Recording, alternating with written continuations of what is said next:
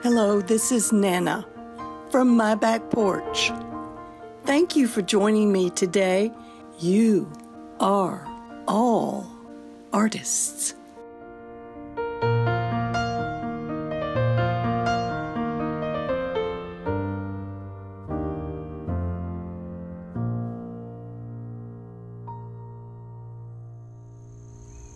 Hello and welcome. This is Nana, and I'm speaking to you from my back porch. You probably will hear airplanes going overhead, traffic from the nearby school, birds singing, my dog barking. But we're not going to let that bother us today. We're going to be celebrating one of the world's most famous and wonderful artists, Claude Monet. His birthday is November 14th, and on that day, in 1840, he was born on the 5th floor of an apartment building in Paris. As he grew up, his father wanted him to go into the family shipping and grocery business, but he wanted to be an artist. He already had the knack and the ability to be able to do portraits of neighbors and family and even people on the street. And before he turned 10, he was able to sell these portraits that were done in charcoal for, just pennies. But it gave him some pocket money. Now, his mother was a singer, and she supported this desire for a career in art. As he grew older, he left home and went to Paris. One day he happened to walk into the museum that we all know as the Louvre, where he saw other artists copying old master paintings as a way of studying their techniques. Well, that's all fine and good, and believe me, I have done it myself, because sometimes it's easier to go into a quiet place and get a famous painting, sit down with it, and really study it, and begin to see if you can replicate or if you can make the strokes that the famous artist had made. The shadings, the light, the colors, you can learn a lot. And it's not bad to copy. Not when you don't intend to sell the product. All right, he was at the Louvre, and he was watching these students copy and study the techniques.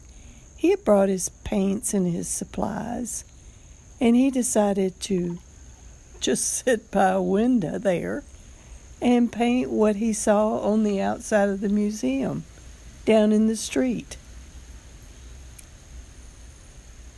This is the way he always was. He didn't want to be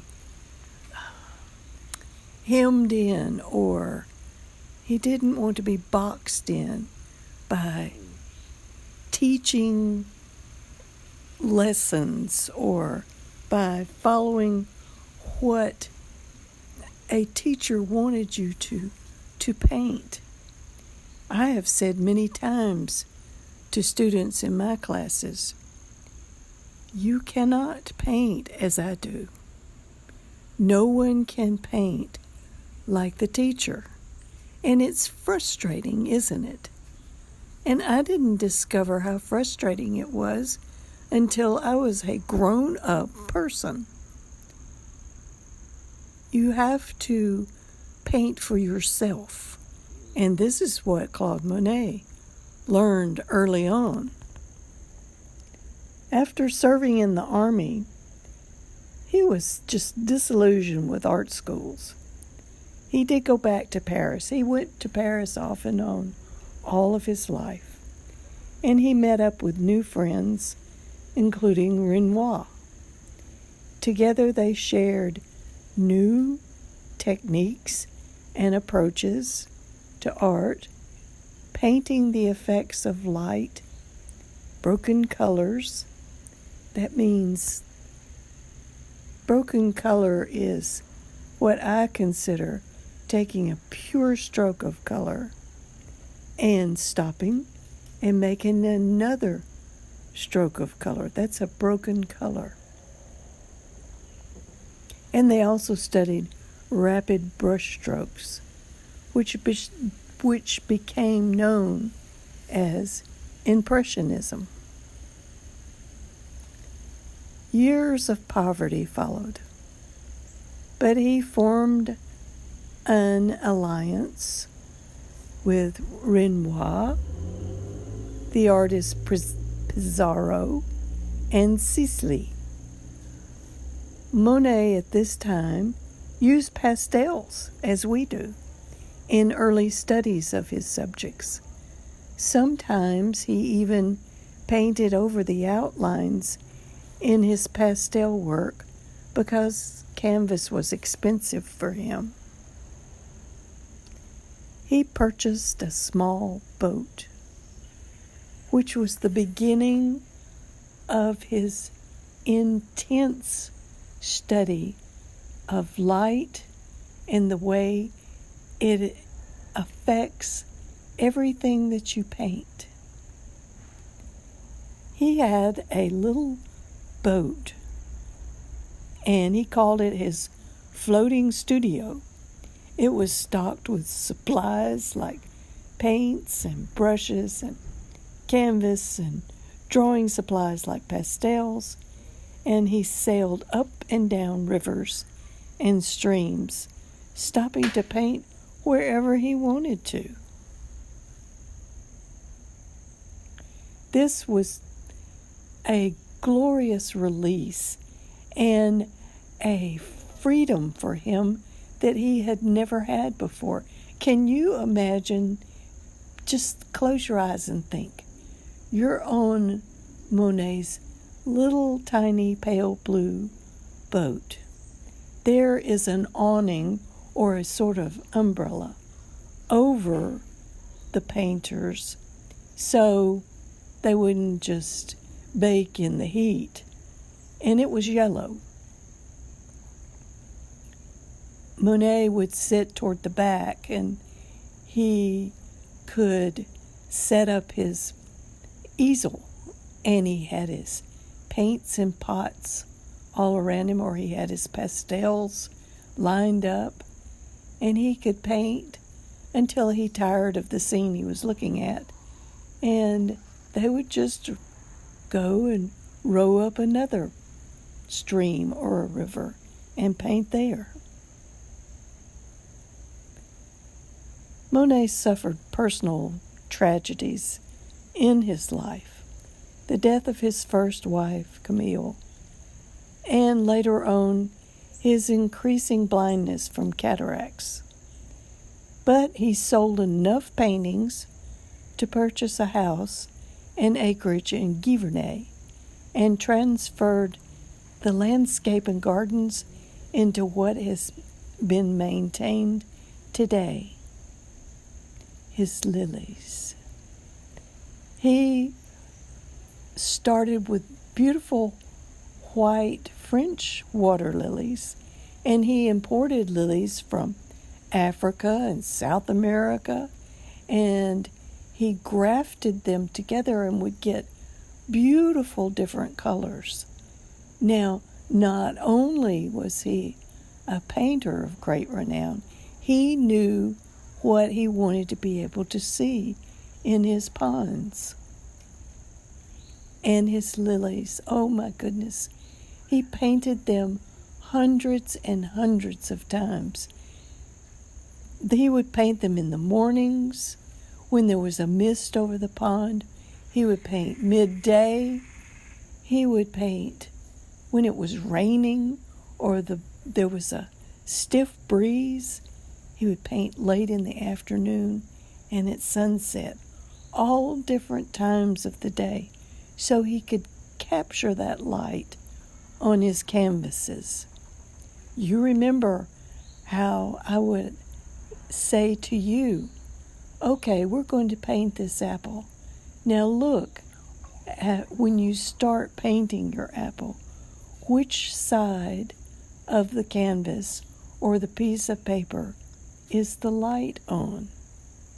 That's always important because it gives life to your paintings.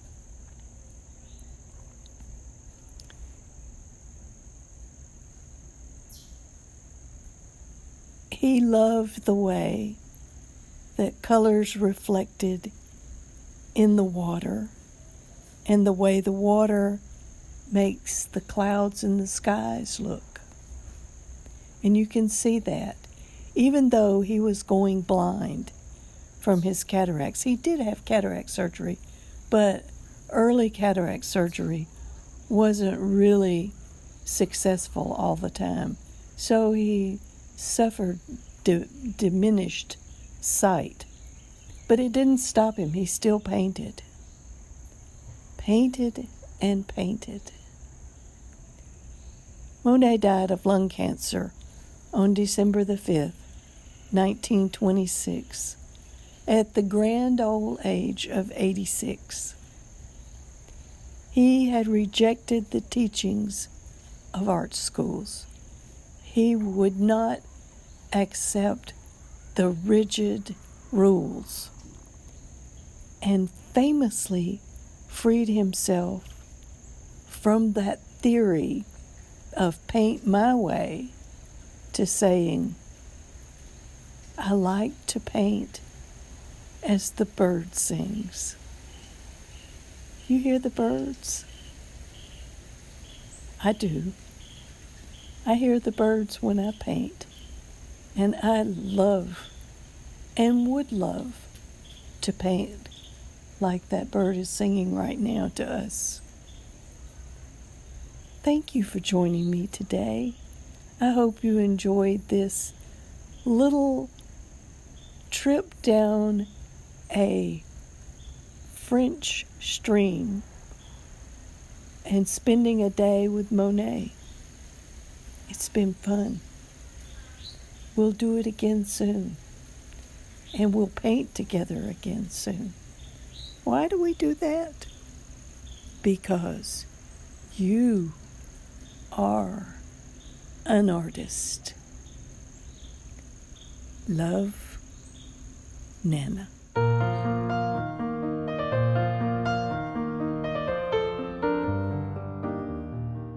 Thank you for listening, artist friends. Please leave a review and share this with a friend. We invite you to join us in the You Are an Artist Clubhouse at chalkpastel.com, where we have over 500, yes, 500 video art lessons. We would also love for you to join us on Instagram, Facebook, and more. And be sure to tag us when you share photos of your artwork. We cannot wait to see.